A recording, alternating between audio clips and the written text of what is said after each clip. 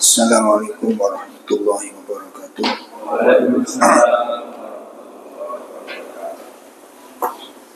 Alhamdulillah alladzi khalaqal mauta wal hayata liyabluwakum ayyukum ahsanu amala wa huwal azizul ghafur. Asyhadu an la ilaha illallah wahdahu la syarika lah wa asyhadu anna Muhammadan abduhu wa rasuluh.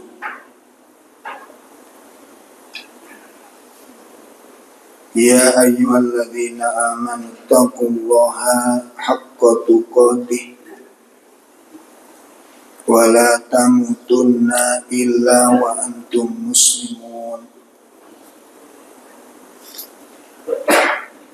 Allahumma salli wa sallim wa barik ala nabiyyina Muhammadin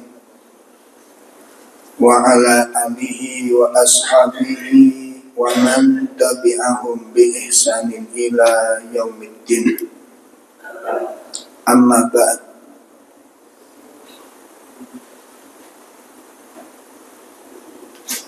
Ikhwatul kiram,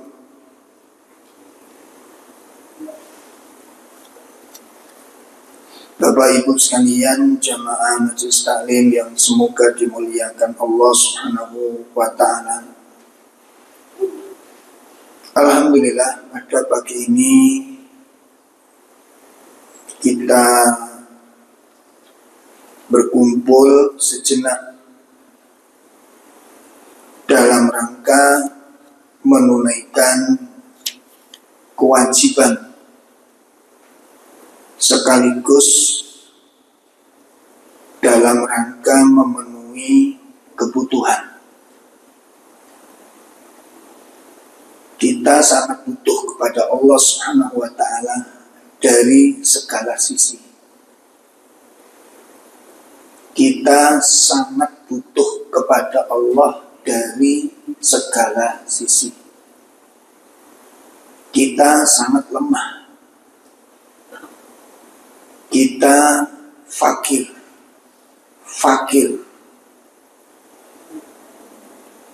Kita du'afa. Kita miskin dari segala aspek.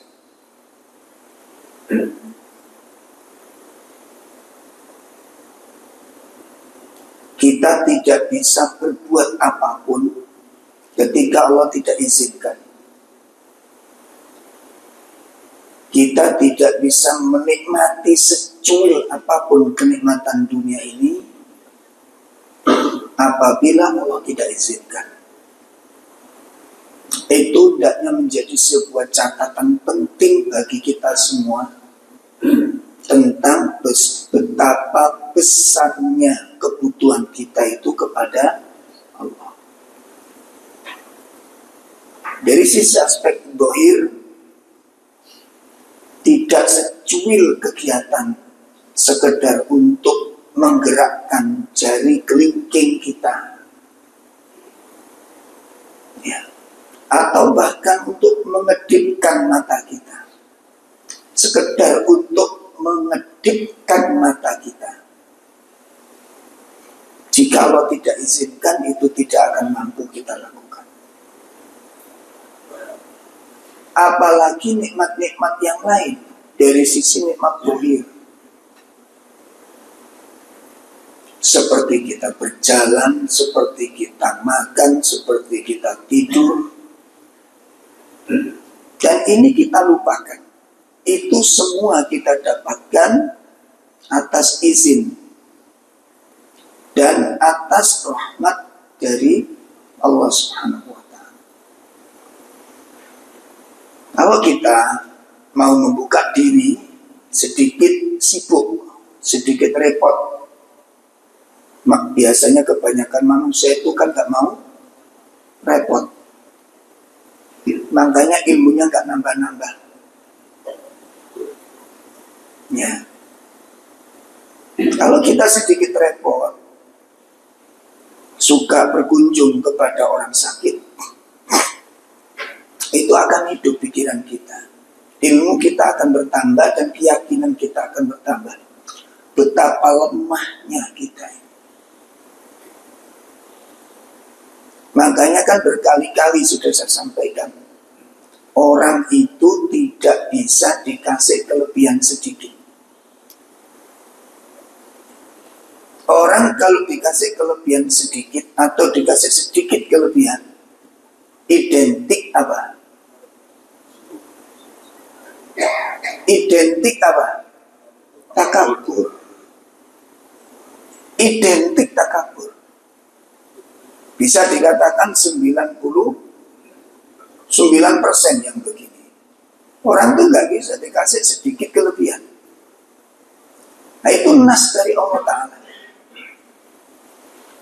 Itu nas dari Allah Ta'ala. Allah berfirman, kalla innal insana layatgha.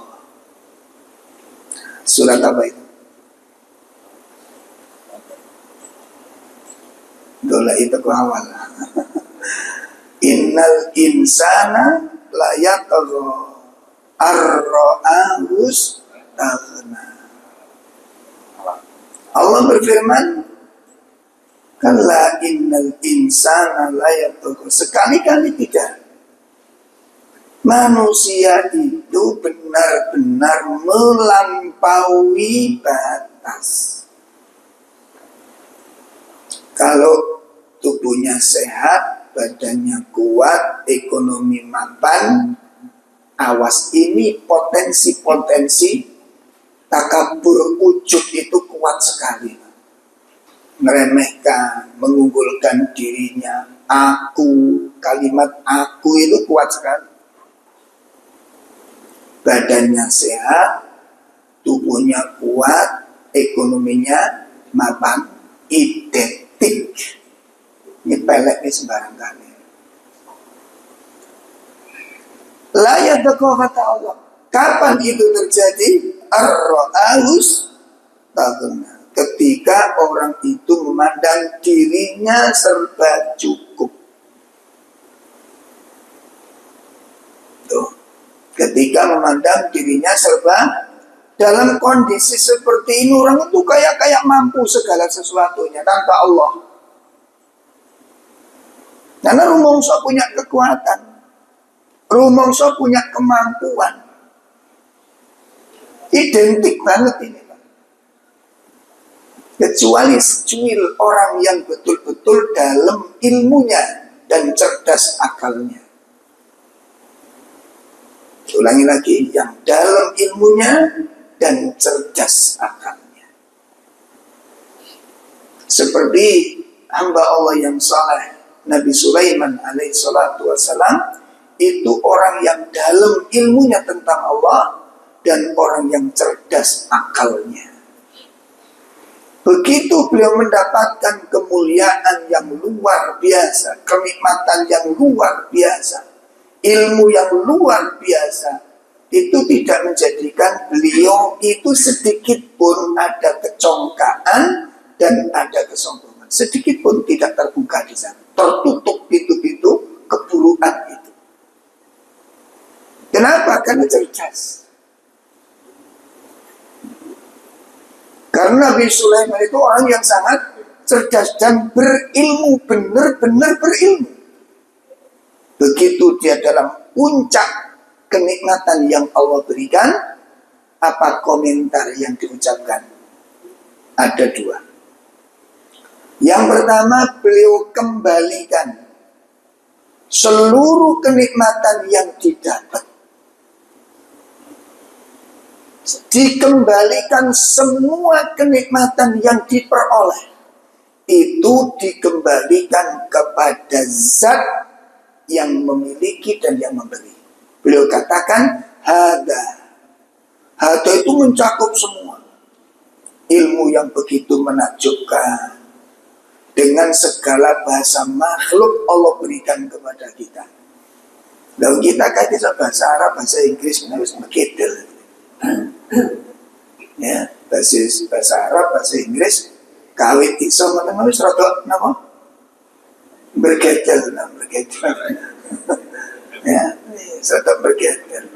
Duwe pangkat titik menulis melakukan pincang-pincang sesek ngono. Baru punya pangkat sedikit saja.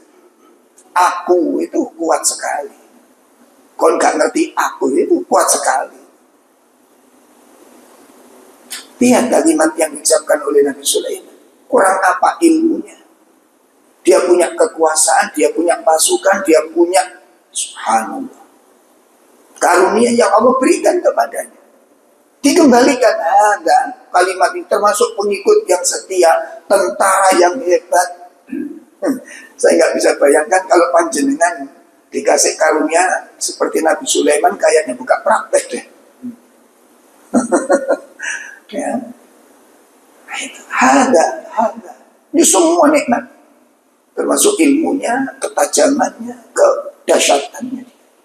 Ada min fadli Rabbi. Ada min fadli. Semua yang aku miliki, semua yang aku peroleh itu karunia dari Allah. Gitu. Kalimat ini Pak, kalimat ini Bu, adalah tafsir dari firman Allah. Inna lillah. Berapa ribu kali kita mengucapkan ini? Berapa ribu kali? Terus gak kehitung Mbak.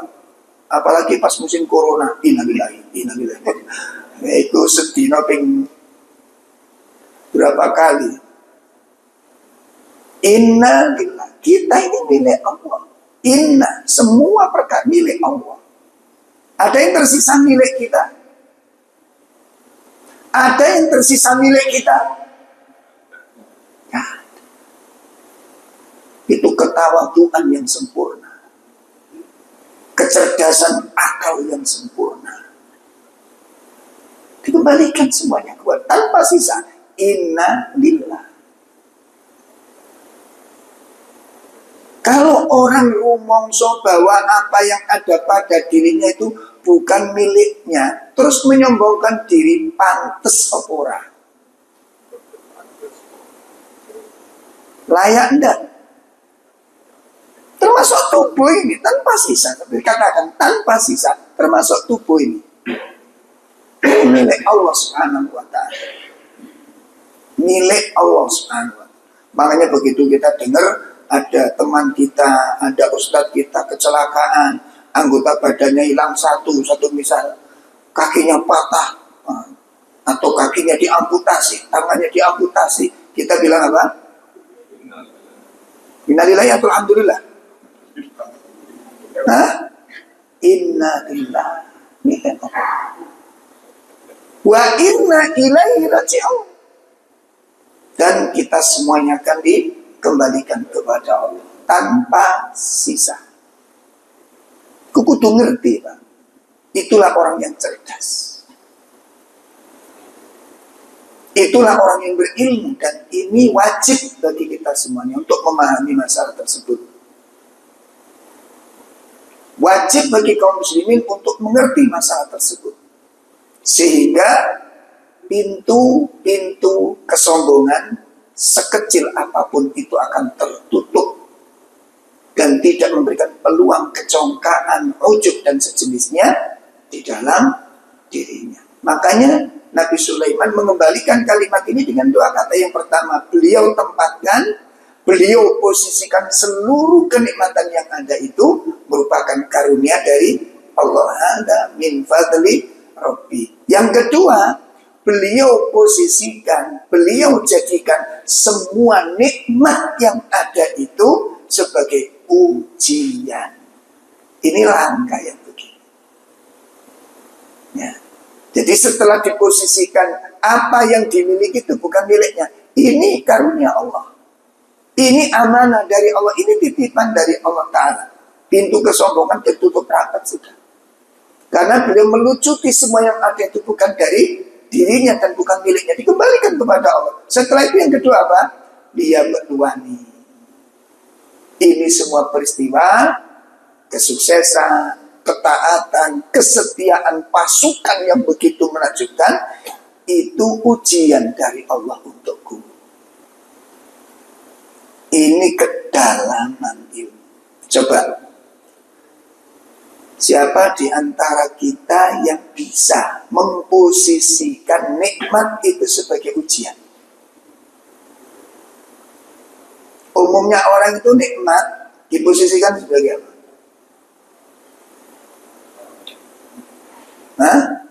Karunia dong, nikmat rezeki, mungkin berkat perjuangan, mungkin karena tahajudku, mungkin karena bacaanku. Dia lupa.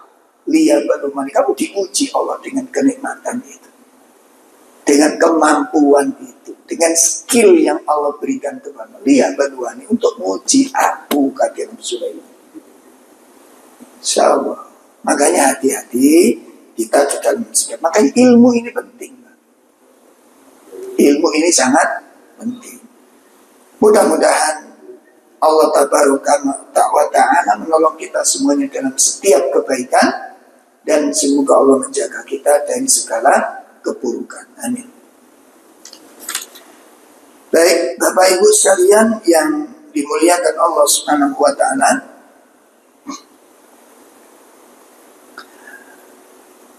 kita melanjutkan pembahasan dari materi yang lalu tentang Al-Quran dan kedahsyatannya. Dahsyatnya Al-Quran.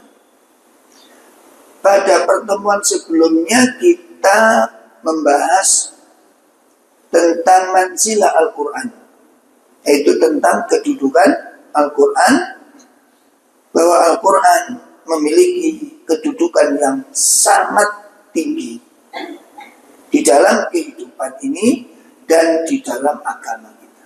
Dalam kehidupan dan di dalam agama.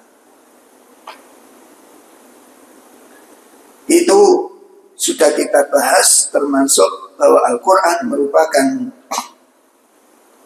mukjizat terbesar dalam sepanjang sejarah. Nah, sekarang kita akan melanjutkan pembahasannya.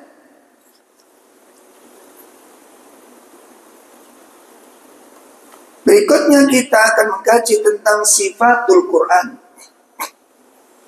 Ya, tentang sifat-sifat Al-Quran.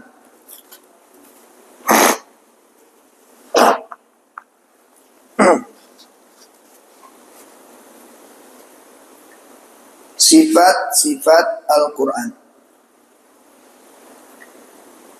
Yang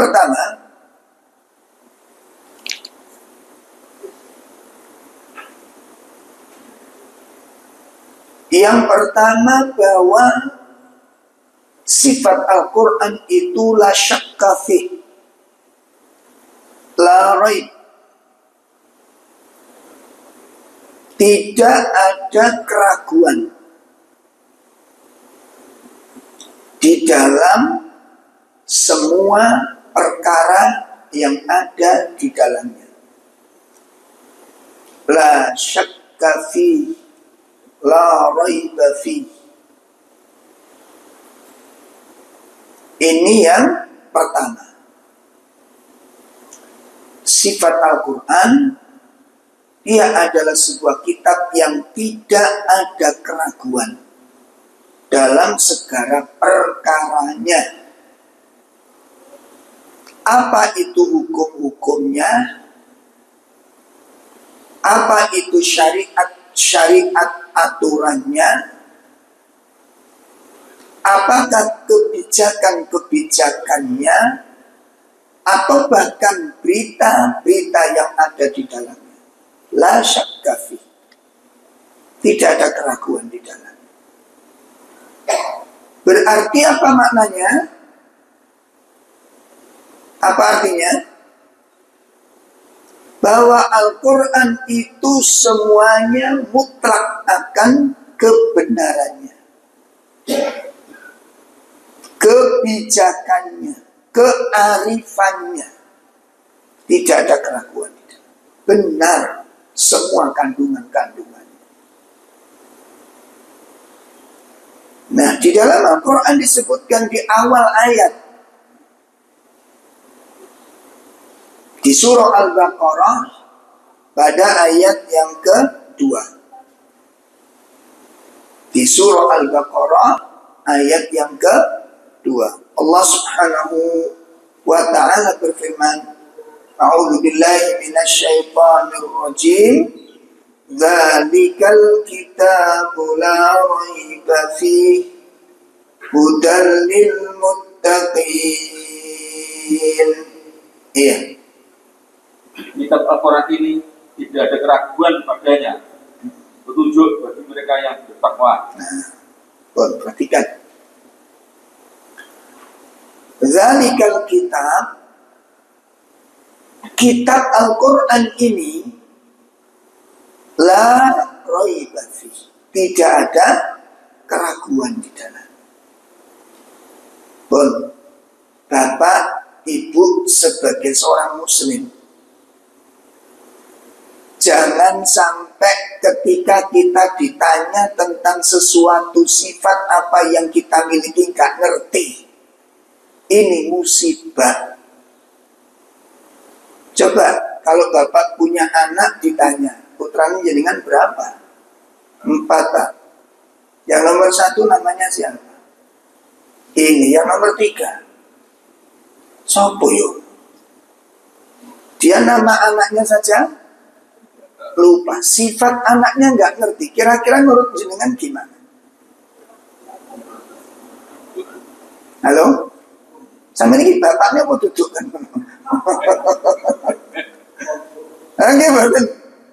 Kalau ada orang punya sesuatu nggak ngerti sifatnya, ini kan luar biasa itu. Loh, istri jenengan itu yang mana sih? Yang gemuk apa yang kemarin kan ada ke rumah itu katanya istri jenengan itu yang mana? Ada 2 wanita itu.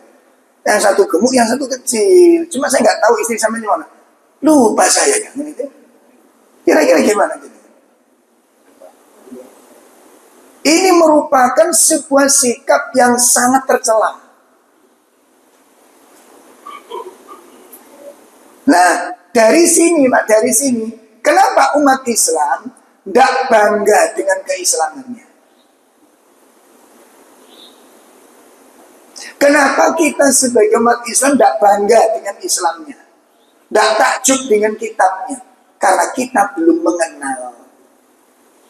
Makanya gampang goncang, gampang tertarik dengan aturan yang lain, dengan hukum-hukum di ajaran yang lain. Karena ternyata di sini masalahnya. Kemudian nanti kalau ada fitnah-fitnah, iya umat Islam yang begini, kok bisa membelani umat lain, dan kemudian menjelekkan agamanya sendiri, jadi sampai kenal apa enggak dengan agama ini? Ini kan bencana ini. Ini kan musibah. Ini poin pertama, diperhatikan dengan baik. Sifatul Quran kita wajib mengetahuinya. Karena dari situlah yang kemudian betul-betul kita nggak ragu-ragu. Sekarang tak takoni saya sampean. Sebelum kita lanjutkan, sampean mantep tak menjadikan Quran itu sebagai jalan hidup. Loh, ngoten. Nah ditakoni Pak, kitabnya sampean apa? Al-Quran itu mantep jawabannya. Jadi kan yakin dengan jalan hidup Al-Quran itu pasti benar? Nah gitu loh. Jadi orang muslim itu sing tegas. Mengambil jalan hidup yang dia sendiri gak yakin. Ini kan na'udzubillah. Ini bencana dan itu merusak keimanan. Rukun iman ada berapa itu? 6. Salah satu rukun iman itu iman kepada kitab-kitab. Konsekuensi iman dengan kitab itu apa? Nah ini masalah juga, gitu loh. Ketika kita tidak bisa menjelaskan apa sih konsekuensi iman kepada kitab-kitab itu. Apa konsekuensinya? Apa cukup? Percaya gitu saja cukup? Cukup apa tidak? Ini kan cacat akhirnya rukun iman kita. Cacat. Makanya perlu dibenahi Pak di sini. Sehingga nanti berubah kehidupan ini betul-betul terarah. Karena kita punya pegangan yang sudah jelas apa yang dipegang itu. Melakukan dengan sebuah keyakinan dengan ikut-ikutan itu beda. Saya dipahami. Mengamalkan sebuah perkara yang diyakini itu benar dengan ilmu dan keyakinan, itu beda dengan melihat orang melakukan lalu ikut-ikutan melakukan. Itu beda. Satu saat itu akan ditinggalkan. Begitu juga berislam. Ya, makanya ketika kami dulu musim ada teroris, gitu, teroris, teror, ya kok darlo sing dicekeli kuwi ya sing pedoke cadaran. Sing kecekel-kecekel iki lho. Sing jadi teror itu kok darullah. Sing wedok-wedok niku napa? Padha cadaran kabeh. Ngoten. Sing lanang-lanang jenggoten tur cingkrang. Ngono. Akhirnya napa? Dikebyawuyah. Iya apa ora? Nah, aku jadi korbannya kok. Korban fitnah ini. Wah, akhirnya ketok wong cadaran, benak dalam pikiran kita apa? Teroris. Ketok wong jenggoten, teroris. Ketok wong celana cingkrang, teroris. Dibumbui dengan para penceramah-penceramah yang nggak tanggung jawab. Saya bilang nggak tanggung jawab karena nggak ngerti tentang syariat. Ya saya ngomong apa adanya saja. Saya berani tanggung jawab dengan ucapan saya ini. Termasuk tokoh-tokoh besar. Oh itu cuma kan jenggotan, hati-hati. Ini kan nggak paham berarti. Sekarang saya tanya, para ulama, imam-imam, termasuk ulama-ulama yang ada di Nusantara ini, jadi kan lihat background awal semuanya berjenggot apa enggak? Akhirnya waktu disebut teroris, fotonya ulama dilangi jenggot itu. Lah kurang ajar gitu. Loh, gimana? Lo terjadi kok itu insan. Foto ulama yang asli jenggotan akhirnya dihilangi jenggotnya gara-gara disebut teroris tadi. Ini kan buruk berarti gitu. Terus para sahabat Imam 4 jenengan lihat kisahnya. Kitabnya jenengan buka namanya. Maten ngerti gitu. Berjenggot nama betul. Imam 4. Buka kitabnya ngerti gua akhirnya. Jenggot semua. Sekarang pertanyaan kita, nabi yang kita ikuti. Berjenggot apa betul? Berjenggot. Makanya kudu dioncenggal situ teroris. Teror itu apa sih artinya? Dan apa ada kalau teror itu seperti itu, meledakkan, membuat kekacauan, apa ada satu ayat di dalam Al-Quran yang ngajari kayak begitu? Tolong tunjukkan ke saya. Nek ketemu sampean. Yang kita temukan justru itu bertentangan dengan Al-Quran, bertentangan dengan rukun iman, cabang iman sebanyak berapa? Dong ini Ismail ngomong teroris ya, karena cabang iman orang terus ngomong teror ini. Cabang iman ada berapa? Antara 60 sampai 77 cabang. Aku tuh ngerti nih. Terus ngerti jumlah itu apa isi nuraro? Gak tahu dibahas aja. Cabang iman sebanyak 60 sampai 77 cabang. Niku pernah nggak jenengan bahas? Ayo, ganti tak balik jadi. Bon, di situ Pak, cabang iman sebanyak antara 60 sampai 77 cabang itu cabang yang paling tinggi. Fa'afdaluha kata Rasulullah. Cabang iman yang paling tinggi itu qaulun la ilaha illallah. Wa adnaha, dan cabang iman yang paling rendah itu apa? Imatatul adza anit thoriq, menghilangkan gangguan dari tengah jalan. Jangan sampai ada orang celaka. Itu ajaran agamamu. Ojo ngomong nuduh terus melok nuduh pisan sampean. Berarti jenengan tuh gak kenal sifat-sifat agama ini. Kudu dipilah-pilah. Betul. Lah saya waktu diundang ke Kodika lah ngoten dipendili sama Pak siapa jeneng? Pak Ambar diundang ke Kodikal niku sing didelok celanaku lho, tak getak kali iku lho. Lah pendelok celanaku. Pak Ambar sampai saya sekarang inget itu. Apa teroris ah?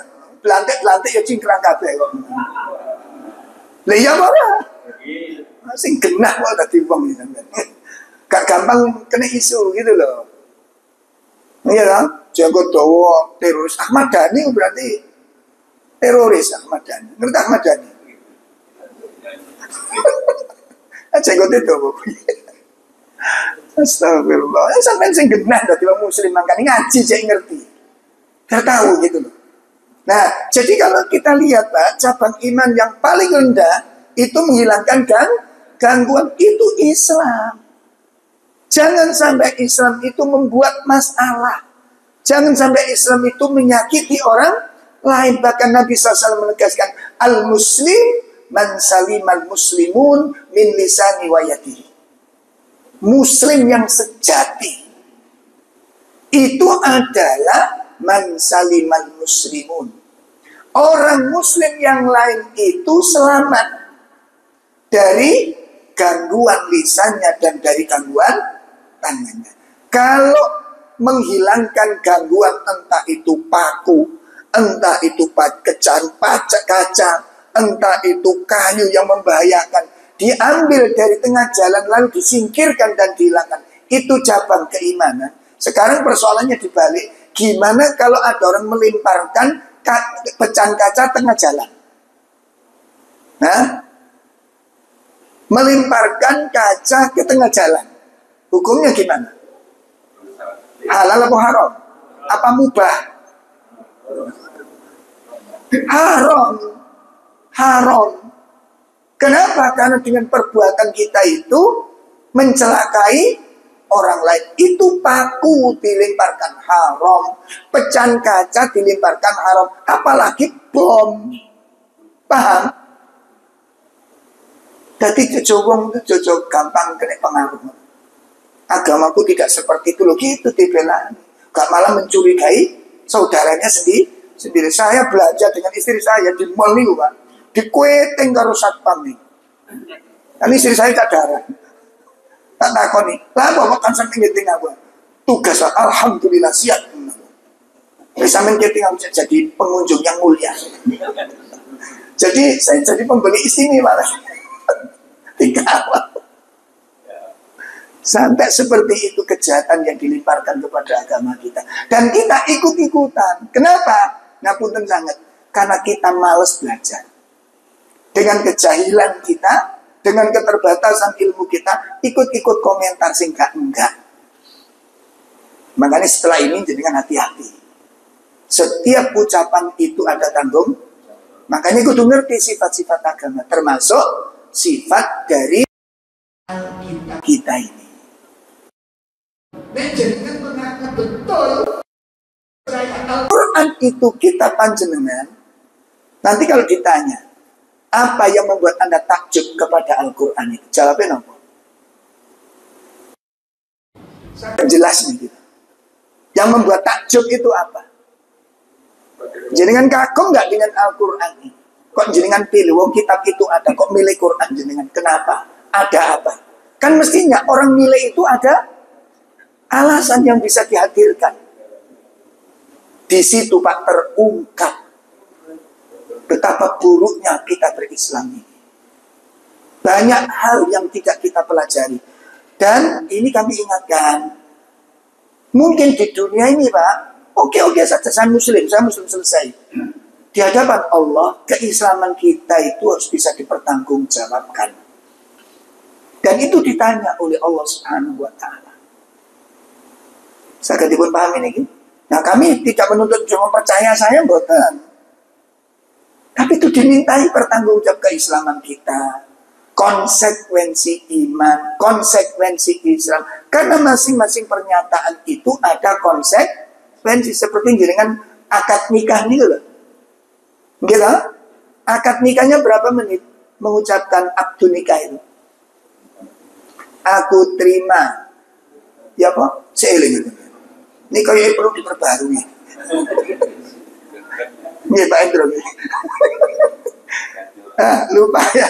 Ya, aku terima nikahnya si Fulan binti Fulan dengan mas kawin. Nah, seperangkat alat sekolah. Tuh, selesai. 5 menit nggak sampai lah. 5 menit nggak sampai. Konsekuensi ini tribun. Untuk menafsirkan kalimat ini butuh berapa waktu? Hah? Untuk mengartikan, menafsirkan ayat ini, kalimat ini, aku terima nikahnya, untuk konsekuensinya butuh berapa waktu nih? Sama dengan kita bersahadat itu. Sahadatnya pelan sedikit, gak sampai 1 menit. Asyhadu an la ilaha illallah, asyhadu anna Muhammadar Rasulullah. Selama kita sudah selesai.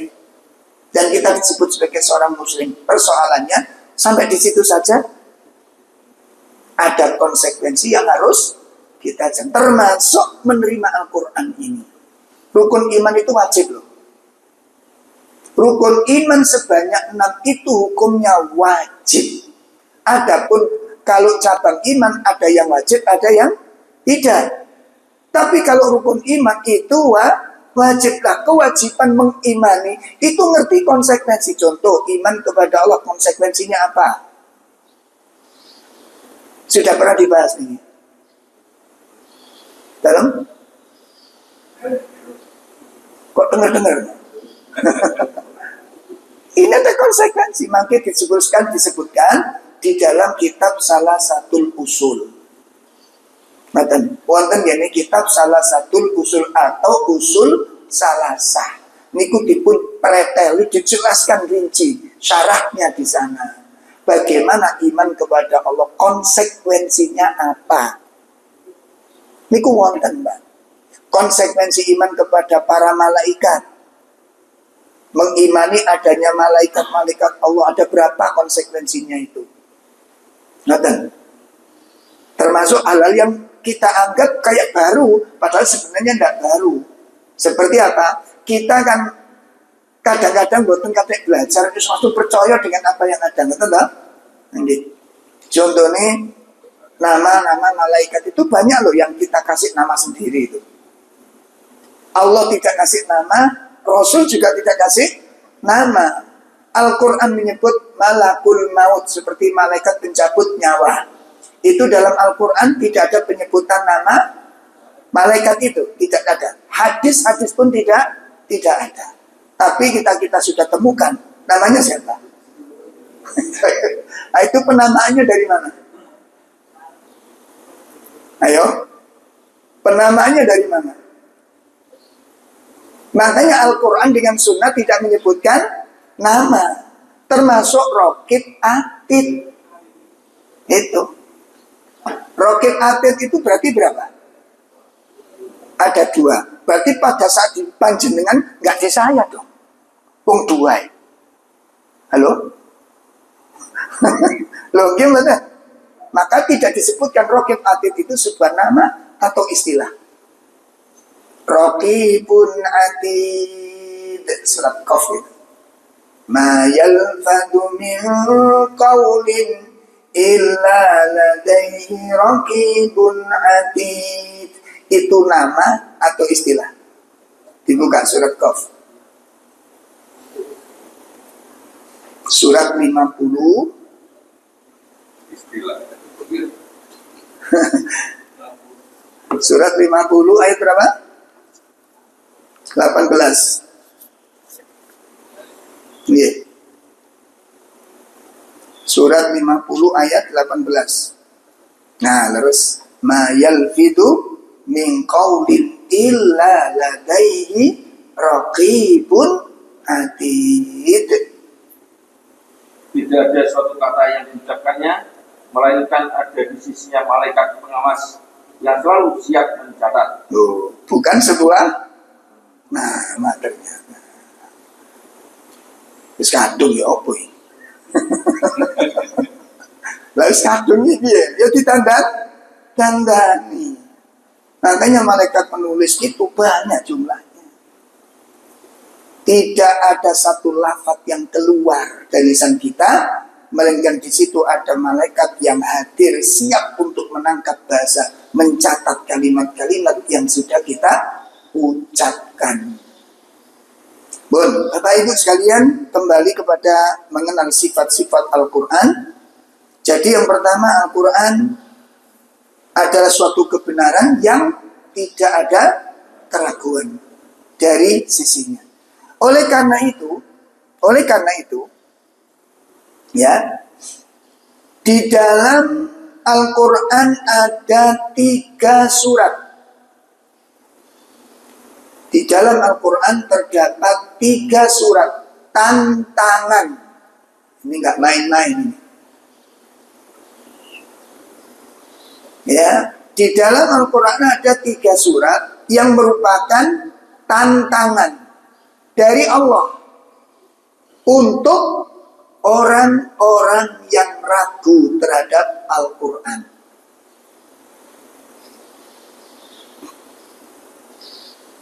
Ada 3 tantangan, ada 3 surat yang merupakan apa? Tantangan dari Allah untuk siapa? Orang-orang yang ragu terhadap Al-Quran. Makanya dengan 3 surat ini sebenarnya sudah cukup. Gak usah ada debat antara agama ini dengan agama. Sudah, kalau memang mereka ragu, tantang dengan surat ini. Selesai sudah. Selesai sudah. Dan tantangan ini sejak ayat-ayat ini diturunkan sampai hari ini tidak ada satupun yang berani menerima tantangan tersebut. Apa tantangannya? Pertama kita lihat surat Al-Baqarah ayat 23.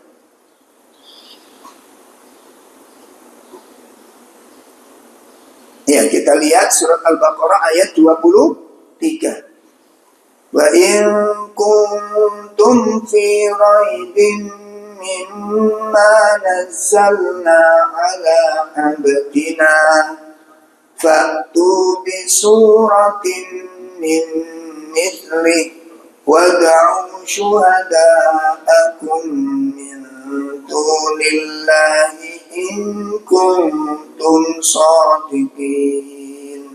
Iya.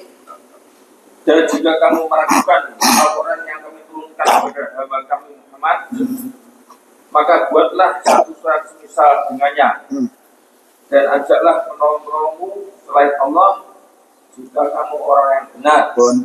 Kalau kamu ragu, bimbang, gak yakin, ya dengan ayat-ayat kitab yang kami turunkan kepada hamba kami, yakni kepada Nabi Muhammad, yakni Al-Quran.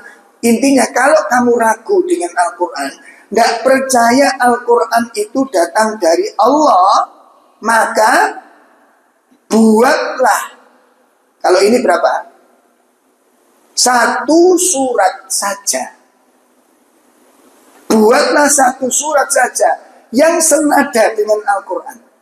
Bahasanya, susunan kalimatnya, keindahan tutur katanya, dasarnya, kandungannya. Coba kamu buat 1 surat semisal yang ada di dalam Al-Quran.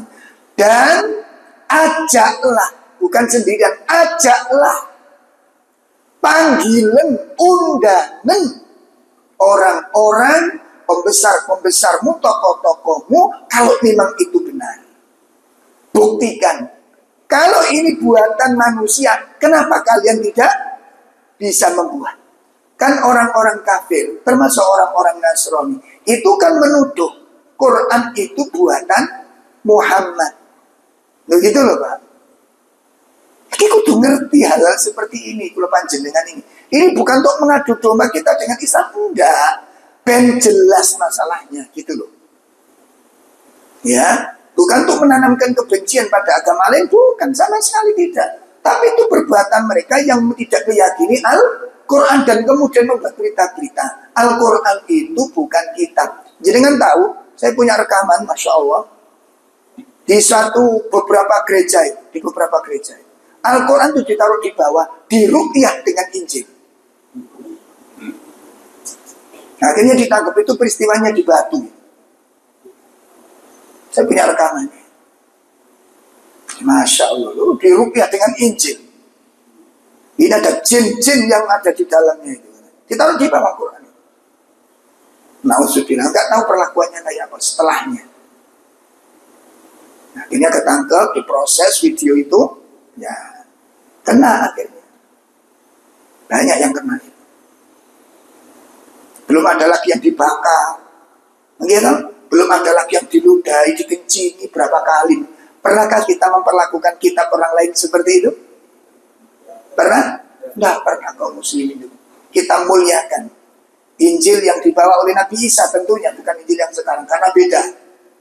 Ya, kita itu ngerti ngapunten. Ya, lalu setelah itu kita kembali kepada kami masing-masing menjalankan sebagai mana mestinya. Betul. Jadi saya tahu itu ini bukan untuk menyebarkan kedudukan sama sekali. Biar ngerti kedudukan agama kita dan supaya ngerti status kitab kita ini. Setelah itu kita hidup bermasyarakat sebagaimana tuntutan Al-Quran. Kalau bertetangga dengan orang Nasrani, berbuat baik dengan tetangga, nggak boleh menyakiti. Jangankan menyakiti, mengambil barangnya secuil saja boleh benar? Tidak boleh. Paham nih? Pun, supaya ngerti kita ya. Jadi itu yang pertama, Pak. Kalau kamu ragu dengan Al-Quran, nggak percaya Al-Quran itu dari kitab dari Allah, datang dari Allah Ta'ala. Kalau begitu, buatlah satu surat yang serupa dengan Al-Quran dan ajaklah. Boleh gak main-main tadi? Ajaklah orang-orang yang kamu pandang paham dengan bahasa, pinter dengan logika, ajak, suruh nyusun yang serupa dengan Al-Quran. Ditunggu sampai sekarang. Itu nggak ada yang respon. Satu, surat tantangan. Yang kedua, surat 13.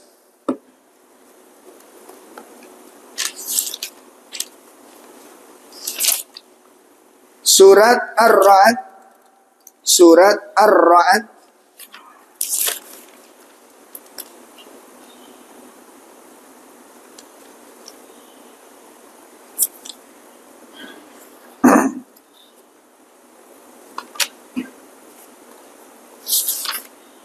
Maaf, surat 17 ya, surat 17, maaf. Kita buka surat 17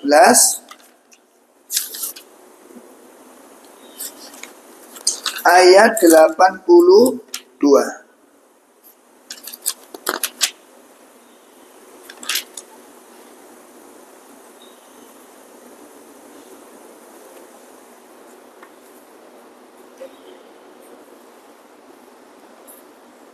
Ayat 88, maaf, 88 ya. 88. Ini bahkan tidak main-main ya. Ini sampai Allah perintahkan kalau perlu jin kamu panggil. Gak main-main. Sampai jin disuruh apa? Ngundang. Kalau kamu punya jin, ya. Kalau kamu punya jin, panggil sekalian. Panggil sekalian. Untuk membuat yang serupa dengan Al-Quran ini. Masya Allah. Sudah ketemu? Iya, surat 17 ayat 88. Monggo silakan. Katakanlah, sesungguhnya jika manusia dan jin berkumpul untuk membuat yang serupa dengan Al-Quran ini, mereka tidak akan dapat membuat yang serupa dengannya, sekalipun mereka saling membantu satu sama lain. Itu ayat-ayat tantangan. Ya, katakanlah Muhammad, jika manusia berkumpul dengan jin, bersatu untuk saling menolong, supaya mendatangkan yang serupa dengan Al-Quran ini, maka tentu mereka tidak akan ada yang sanggup di dalam perkara tersebut. Ini menunjukkan keabsahan yang tidak main-main, merupakan sebuah anugerah yang besar, merupakan mukjizat yang luar biasa di dalam Al-Quran ini, yang tidak main-main. Tidak main-main. Nah, bapak-bapak, ibu-ibu sekalian yang semoga dimuliakan Allah Subhanahu wa ta'ala. Ini perkara-perkara yang perlu kita ketahui, perkara yang wajib kita pahami tentang sifat-sifat Al-Quran. Ini yang pertama. Yang kedua, Al-Quran mengandung hikmah. Mengandung hikmah. Al-Quran merupakan kitab yang penuh dengan hikmah. Ma huwal hikmah? Apa yang dimaksud dengan hikmah?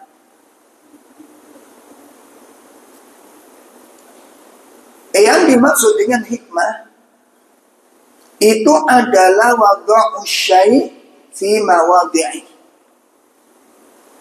Wada'u syai' fi mawadhi'i.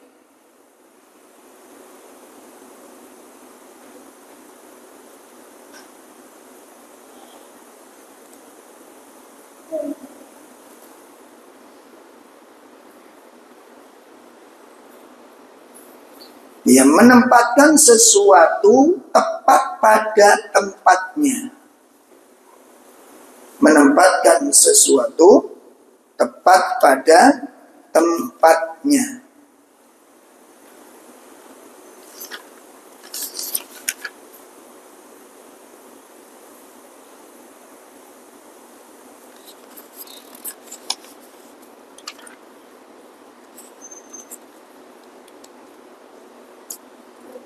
Itu yang dimaksud dengan hikmah. Dan Al-Quran adalah kitab yang penuh dengan hikmah.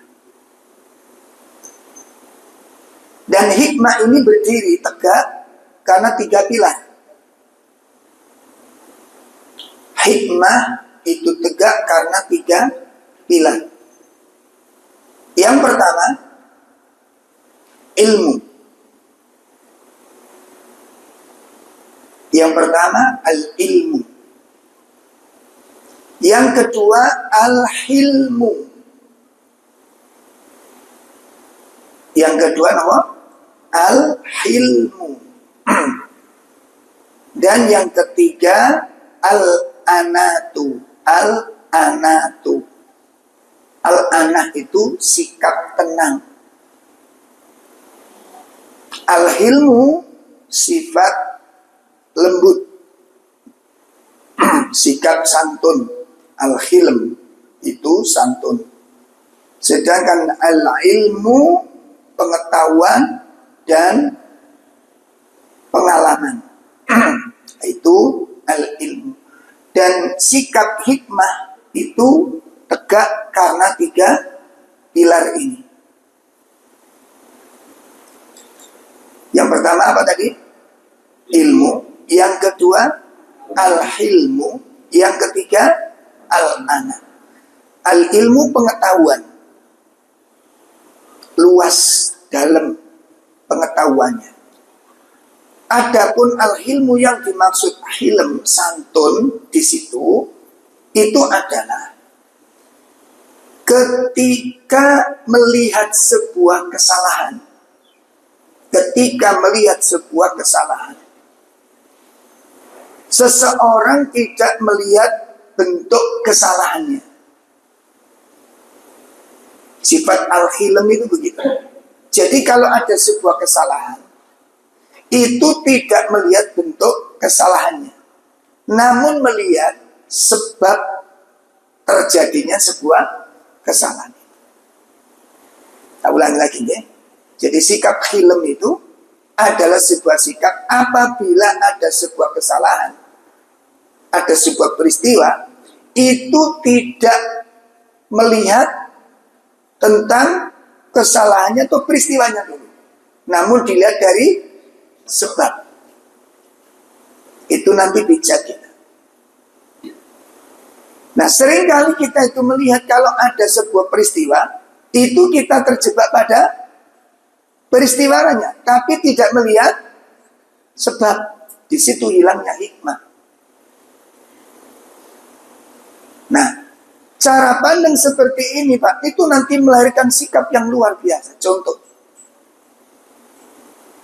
Ini contoh saja. Bagaimana sikap kita Bagaimana sikap kita kalau di tengah pengajian tiba-tiba ada seorang pemuda yang kita anggap norak, ya, terus minta izin, Ustaz, bagaimana supaya zina itu halal? Satu misal. Ya. Ini pertanyaan gimana ini? Kalau kita dengar pertanyaan begitu, kira-kira rasanya gimana, Pak? Rasanya memaklumi atau marah? Memaklumi atau marah? Marah. Dan itu yang dilakukan oleh para sahabat. Ketika Nabi duduk bersama para sahabat, bermajelis dengan para sahabat, tiba-tiba ada seorang pemuda minta izin, bukan nanya, minta izin untuk zina.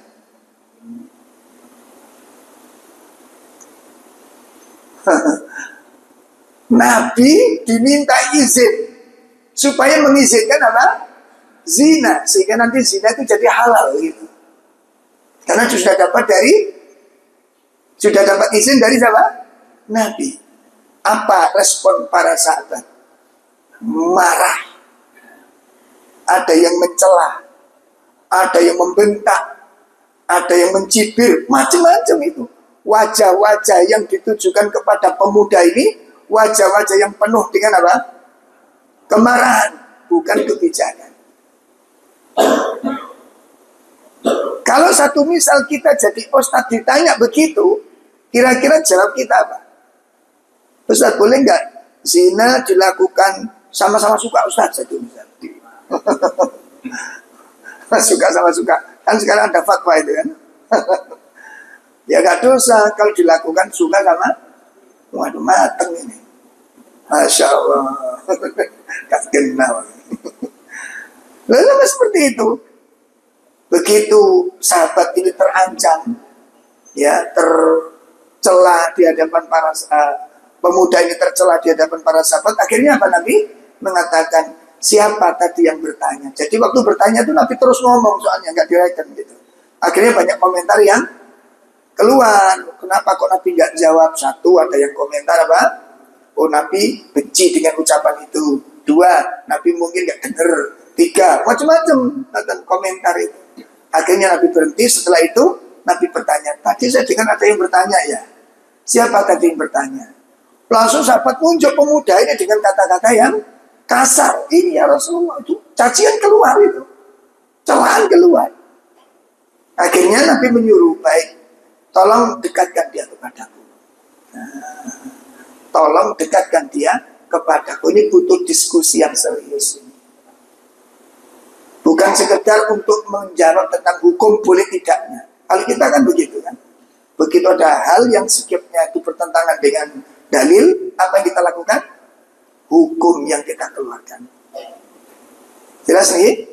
Nah, begitu dia dekat kepada Nabi, apa kata Nabi? Ijlis, duduklah. Ijlis, duduklah.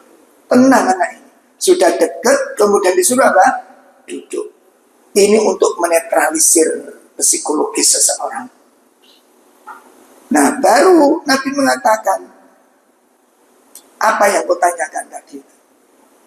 Kemudian pemuda ini mengulangi, izinkan aku untuk berzina. Lalu Nabi menegaskan, apa benar kamu ingin berzina? Benar ya Rasulullah. Ternyata dijelaskan oleh Syekh Ruhaili itu di dalam syarahnya, subhanallah. Pemuda ini sudah berumur, Pak. Sudah waktunya untuk nikah. Cuma nggak punya kemampuan. Sehingga dengan adanya fatwa itu, karena kondisi seperti ini, jadi nek zina iku wajar ngono karpe iku. Ngerti maksudnya? Nah, makanya minta legalitas tadi itu. Khusus pemuda ini gitu. Karena usianya sudah berusia, ditambah lagi mboten punya kemampuan. Lah ayo apa maneh terusan gitu kan. Nah, itu dijelaskan oleh Syekh Ruhaili di dalam syarahnya. Nah, setelah Nabi bertanya, apa benar kamu ingin berzina? Benar ya Rasulullah, saya betul-betul ingin berzina. Artinya kepingin syahwat ini tersalurkan. Kan udah waktunya gitu loh. Akhirnya Nabi bertanya, baik kalau memang kamu benar-benar ingin berzina, coba terangkan kepadaku. Bagaimana pendapatmu kalau kamu punya ibu dizinai laki-laki lain. Kamu sebagai anaknya gimana? Dia jawab, ya Rasulullah, aku tidak ridho itu terjadi. Demi Allah aku gak ridho. Bagus. Gimana kalau kamu punya anak perempuan, kakak perempuan, putri. Kamu punya putri dan putrimu dizinai orang. Apa jawabnya? Wallahi aku tidak ridho. Kamu sebagai ayahnya, aku gak ridho ya Rasul. Bagus. Kalau kamu punya kakak perempuan, terus kakakmu dizinai laki-laki lain, kamu sebagai adiknya gimana? Wallah, aku tidak ridho. Bagus. Kalau kamu punya adik perempuan, sampai ditanya seperti itu. Setelah itu terakhir, kalau kamu punya bibi, istri dari pamanmu, dizinai laki-laki lain, kamu sebagai ponakannya gimana? Demi Allah ya Rasul, aku tidak ridho itu terjadi. Akhirnya ditepuk pundaknya oleh Nabi. Mas, wanita yang akan kamu zinai itu, saudara-saudaranya, keluarganya, gak ada yang ridho seperti kamu tidak ridho kalau keluargamu ada yang dizinai. Jadi wanita yang akan kamu zinai nanti, itu keluarganya gak ada yang ridho kalau keluarganya kamu zinai. Seperti kamu gak ridho, tapi ibumu kamu gak ridho, putrimu gak ridho, kakakmu gak ridho, adikmu pun gak ridho, sampai bibimu pun kamu gak ridho. Ya benar ya, aku gak ridho. Sama laki-laki di luar sana pun tidak ridho kalau keluarganya dizinai. Akhirnya ditanya lagi, bagaimana sekarang? Apa masih kepingin ngebet, ingin zina? Akhirnya pemuda yang mengatakan, wallahi demi Allah ya Rasul, saya tidak akan berzina selama-lamanya. Di situ ada hukum haram dikeluarkan oleh Nabi. Dalam haram ini dosa besar, keluar itu. Keluar? Enggak. Zina gitu. Keluar? Kenapa nggak ada hukum di situ? Itu hikmah. Apa nggak tegas Rasulullah? Apa nggak tegas? Apa itu tegas sekarang? Kita kan sering mengartikan tegas itu dengan kalimat keras. Nabi tegas nggak ini? Keras nggak? Dimpun. Itu benar, kita harus paham siapa sih yang jadi audiens ini. Sekarang kedua, ada nggak perbuatan yang paling kurang ajar, yang paling nyelutak dibandingkan orang yang mengencingi masjid? Ada nggak? Ada nggak? Yang paling nyelutak daripada itu, yang paling kurang ajar dari itu, kencing di masjid. Ada nggak? Begitu sahabat ngelihat orang ini kencing di masjid, apa yang dilakukan para sahabat? Marah. Kenapa? Karena pasar sahabat menggunakan kacamata hukum. Hukum haram. Begitu ditarik bajunya para sahabat karena marah itu tadi, ketahuan oleh Nabi. Apa kata Nabi? Lepaskan, lepaskan. Jangan kamu tarik bajunya itu. Biarkan dia. Lanjutkan. Lanjut.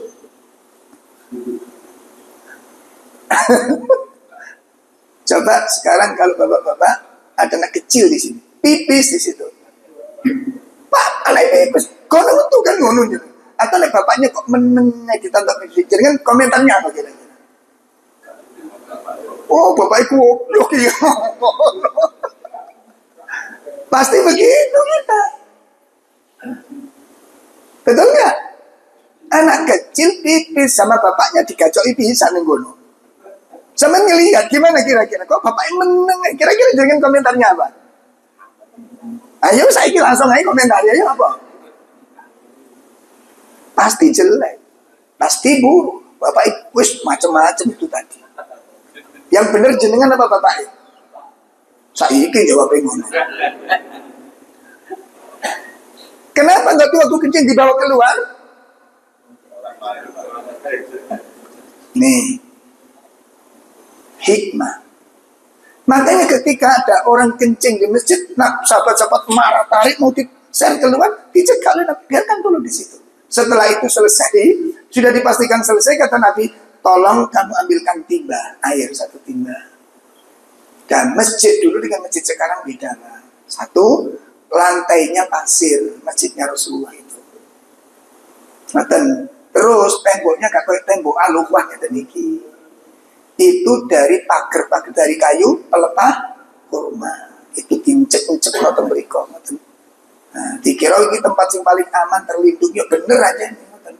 Tempat yang paling aman terlindungi karena di pagar ini gua rapat gitu tadi pagar.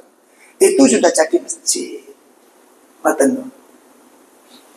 Nah, yang kencing ini orang Arab Badui. Arab Badui dalam dunia kearaban sana itu dikenal kurang ngerti toto kromo, gak ngerti adab sopan santun. Sampai ada istilah, kalau kamu kenal orang Badui, kalau kamu ingin nyuruh ke selatan, suruhlah dia ke utara, nanti dia ke selatan.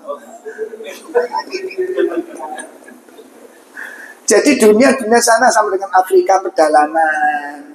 Maten ya, Afrika pedalaman. Iku mboten ngerti adab. Mboten ngerti adab. Makanya kenapa di Saudi itu orang Indonesia itu sangat disenengi. Indonesia, ngono Pak dengan nanti umrah niku keliling-keliling Indonesia gitu. Ngono kok. Iku duduk nyenengi pacaran ambek sampean mboten. Seneng ambek Indonesia. Oh, ngeten. Ditebak tenan niku menunjukkannya apa? Dia senang dengan Anda. Gitu. Ngeten. Karena adabnya sangat tinggi. Nah, ngapunten ya, nanti kalau jenengan pas enak-enak itikaf, terus ada orang Afrika atau mungkin orang-orang pedalaman itu nyari temennya. Temennya ada di ujung sana, dia masuk dari pintu sana. Kalau dia melewat dari sana, hai, pantar gitu ya, dipanggil gitu. Dia jalan ke sana, itu nggak melihat jalan, Pak. Dia melihat temannya. Ngerti maksudnya? Dia kalau berjalan dari pintu sana ke sana, itu nggak melihat jalan, melihat temannya. Jadi nek kulo kok ndase sampean ke dengkul, iku salahe ndase sampean. Menurut mereka. Saya berkali-kali kena dodok ngoten. Wah, hai, dirong ngono lah. Mosok wong ini ya apa kira-kira. Air kita taruh samping, kita encrot itu gak mungkin noleh, dia gak mungkin noleh. Jadi kan bengok. Hai tim, apa dedek kuno? Meniku kudu siap sampean mangkane wis ta. Musuh wong ngene repot. Lah nek umroh haji sampean bedodok terus bendino sampean mangkel gitu. Wong jalan menuju Masjidil Haram niku jalan sempit ngeten niku. Dari kamar mandi ada jalan ngeten. Orang-orang yang ngapunten ya agak pedalaman Afrika dan macam-macam, termasuk Arab sendiri yang pedalaman. Badui itu habis nyuci jubah sak serbane ngoten niku. Itu mboten dijemur di tempat, digacok ini tempat jalan niku mau. Gacok isi tok kono sitok kene, ketutup dalan itu. Kita lewat itu, suruh lewat sana. Ada yang ngecak gelut tok iki. Astagfirullah, sekeleng-keleng tak masa wong ngeten. Naik sak belanja, antri sak antri, wis mboten kenal ada. Itu loh. Makanya Nabi begitu ngelihat pelaku yang kencing tadi siapa? Orang Arab Badui. Nabi marah apa enggak? Pertanyaannya, Nabi marah apa enggak? Yakin? Jadi kan Nabi enggak marah? Yakin? Yakin soalnya ceritanya ngono. Nabi enggak marah. Mencela enggak? Mencemooh enggak? Bukankah itu perbuatan kurang ajar? Bukankah itu perbuatan yang enggak karu-karuan? Melanggar adab? Hah? Kenapa Nabi biarkan? Nabi nanya. Hanya memberitahu. Ini masjid. Masjid tempat untuk berzikir. Untuk beribadah. Dan bukan tempat pembuangan kotoran atau sampah. Itu yang disampaikan kepada orang Arab. Badui ilmu. Apa Nabi nggak tegas?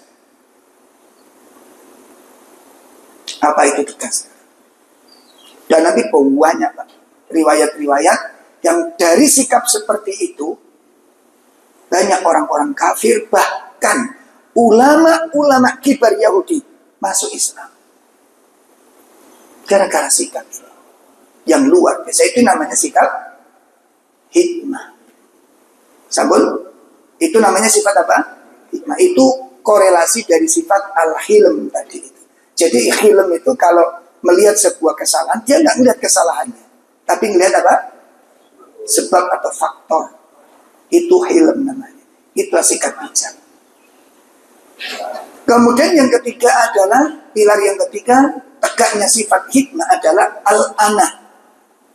Al-ana, sikap tenang. Sikap apa?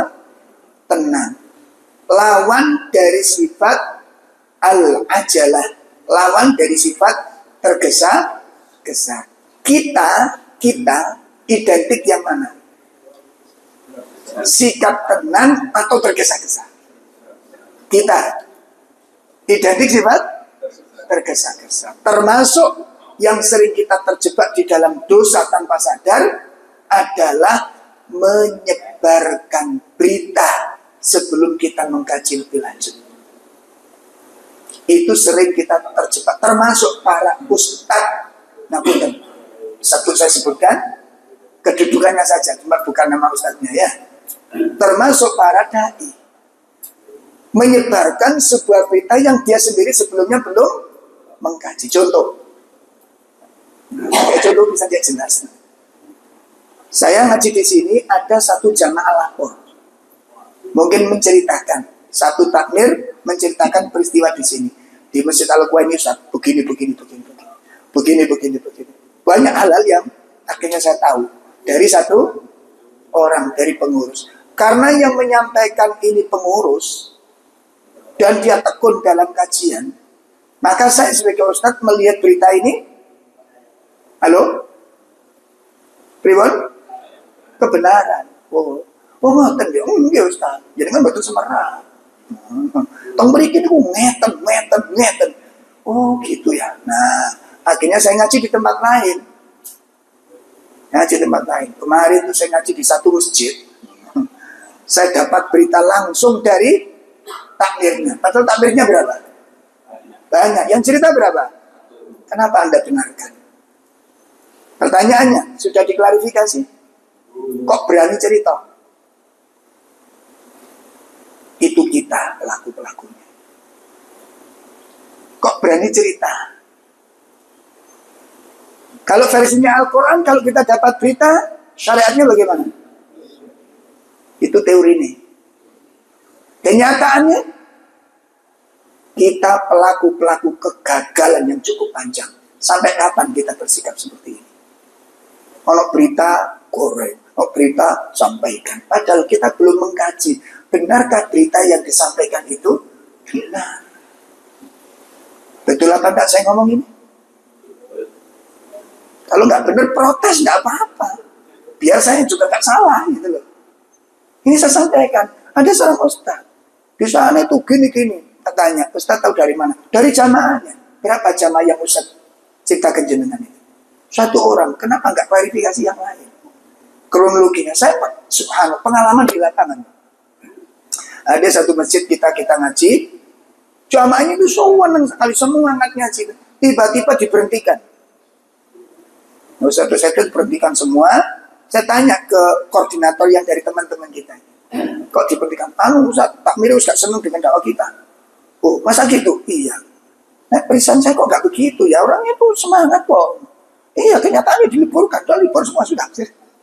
Akhirnya kalau 1-2 bulan kami nggak datang ke pengajian karena diliburkan tadi. Akhirnya saya sholat di situ, mampir ketemu takmirnya. Masya Allah Ustaz, kenapa kok gak ngaji sekarang? Loh, cari libur, diceritakan. Gini Ustaz, ada penataan ulang. Loh, akhirnya tak tanya. Jadi teman jenengan ini gopoh, muring-muringi. Ada beberapa Ustaz yang memang kita liburkan. Ya, karena kondisi masjid gitu. Nah yang ini tutup jalan. Oh gitu, enggak lah, cuma temen ini si fulan ini ngamuk Ustaz salah paham, tak terangkan dan libur semua, akhirnya termasuk jenengan diliburkan, dia yang liburkan bukan. Begitu kami lagi ke si fulan ini. Saya kemarin dapat ini, apa benar antum yang iya Ustaz gregetin aku loh lah yang ngono si gimana cerita ini. Halo? Hati-hati kalau beritanya. Dan saya lihat 99% kita gagal dalam hal ini. Kita terjebak dosa ini. Ini termasuk apa? Qila wa qal. Termasuk qila wa qal. Dikatakan terus mengatakan. Boleh apa enggak? Boleh apa enggak? Kita jarang klarifikasi. Dan itu bukan sifat orang mukmin, makanya kacau akhirnya. Padahal berita begitu diklarifikasi nggak seperti itu. Hati-hati. Termasuk nanti barangkali ada bapak-bapak cerita tentang istrinya begini. Klarifikasi dulu. Kalau cerita dari satu arah itu koyok bener banget. Soheh niku pun hadis niku mutafakun alaih. Bukan hasan tapi mutafakun alaih. Begitu kita klarifikasi, cerita buat berbalik arah. Pun ngeten Mang Ustaz, jenengan berkenan, coba Bapak sampeyan celuk purun apa mboten ketemu. Akhirnya kita coba tanya. Kita ketemu mboten usah mboten lho ya pakai bener loh. Kemarin kok sing wetok sing salah total itu sing wetok. Begitu kita klarifikasi, dijelaskan rinciannya lho lha wis gimana iki. Makanya jenengan hati-hati dengan berita dan kami menyimak di lapangan itu 99 kita terjebak di sini. Kita banyak dosa di sini. Wis diakoni apa enggak terserah. Itu yang saya temukan di lapangan. Hatta Ustaz, jarang yang selamat mendengar berita dapat langsung di-share. Berita dapat langsung di-share. Termasuk takmir masjid banyak yang kejebak singkat di masjid sana ono kasus ini tak tanya jenengan prosesi tentang oh iku ustaz sing ono cerita ustaz sing cerita kira-kira enggak betul bener kan akhirnya karena saya juga ngajar di situ klarifikasi ke beberapa takmirnya ngumpul gini ustaz keduluku jadi coba beda Pak makanya sing apa sing hati-hati nek ono berita lho. Kok cek kendele. Dan makanya saya katakan 99% kita terjebak dalam dosa ini. Baik Bapak Ibu, makanya jauh dari bijak, sikap bijak. Bijak itu 3 pilar tadi. Apa tadi Pak? Dalam 1 ilmu, 2 hilmu, 3 al-ana, sikap tenang. Hati-hati kalau mensikapi masalah. Jangan gegabah. Jangan gerusa-gerusu. Pun, saya kira ini dulu tentang sifat-sifat Al-Quran dan akan kita kupas di kajian yang akan datang. Ayat-ayat tentang hikmah belum kita uraikannya. Semoga ini bermanfaat dan semoga Allah Ta'ala menolong kita dalam setiap kebaikan. Semoga Allah meluruskan hati kita, niat-niat kita di dalam ketaatan, menggolongkan kita sebagai orang-orang yang soleh dan memasukkan kita sebagai orang-orang yang istiqomah. Sallallahu ala nabiyyina Muhammad. Subhanakallahumma wa bihamdika asyhadu an la ilaha illa anta astaghfiruka wa atubu ilaik. Assalamualaikum warahmatullahi wabarakatuh.